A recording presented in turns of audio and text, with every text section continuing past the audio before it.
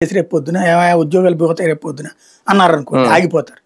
అదేదో వరకు ఎన్జిఓలు అయితే గనక కోర్టుకి వేస్తారు, లేకపోతే ఏం చేస్తారు చేసుకో అంటారు. వీళ్ళకి అట్లాంటిది అంత ఉంటుందని నేను అనుకోను. ఎందుకంటే పోరాటాలు అలవాటు తక్కువ వీళ్ళకి. పోరాటాల్లో లీగల్గా ఎట్లా వెళ్ళాలా ఇట్లాంటి ఇప్పుడు ఎన్జిఓలకు వీళ్ళకి ఏంటంటే వాళ్ళకి లాయర్లు ఉంటారు, కోర్టుల్లో ఉన్న ఉద్యోగులు కూడా ఎన్జిఓలే కదా, వాళ్ళకి సహకారం ఉంటది. ఓవరాల్ గా ఎన్జిఓస్ కి వీళ్ళంటే ఉన్న ద్వేషాన్ని వాడుకుంటుంది ప్రభుత్వం. అంటే విభజించి పాలించి అంటారు కదా, ఉద్యోగులు రెండుగా విభజించి ఒకళ్ళ మీద ఒకళ్ళకి ఈర్ష్యా మత్సరాన్ని పెంచి ఒకళ్ళని ఒకళ్ళకి శత్రువులుగా తయారు చేసి తద్వారా ఆధిపత్యం చెలాయిస్తుంది. ఇదే మొక్క ఎంఆర్ఓలకి ఎందుకు చెప్పలా, ఇదే మొక్క రెవెన్యూ ఇన్స్పెక్టర్లకి ఎందుకు చెప్పలా, ఇదే మొక్క ఇతర ప్రభుత్వ ఉద్యోగులకి ఎందుకు చెప్పలేదు జీతాలు ఇచ్చిరమ్మని చెప్పి డబ్బులు. అదే కదా అది అంటే వాళ్ళైతే గనక తిరగబడి ఉద్యమిస్తారు కాబట్టి వీళ్ళతో జయించారు అనమాట.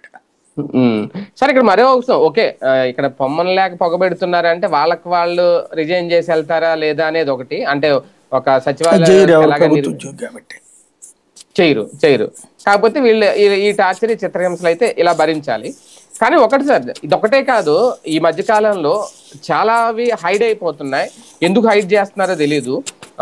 అంగన్వాడీల దగ్గర నుంచి మామూలు ఉద్యోగుల దగ్గర నుంచి, సెక్రటరీ ఉద్యోగులు కానీ మామూలు ఉద్యోగుల దగ్గర నుంచి చాలా సంఘాలు ఇప్పుడు ధర్నాలు చేస్తున్నాయి, నిరసనలు చేస్తున్నాయి. నిన్న కూడా లాఠీ చార్జ్ చేశారు వాళ్ళు ఎవరో వస్తే. విద్యుత్ అవుట్ సోర్సింగ్ వాళ్ళు కూడా అలాగే బిల్లులు వసూలు చేసిన వాళ్ళు ఎవరికి వాళ్ళ డిమాండ్లు అయితే వాళ్ళకి తెర మీద తీసుకొస్తున్నారు.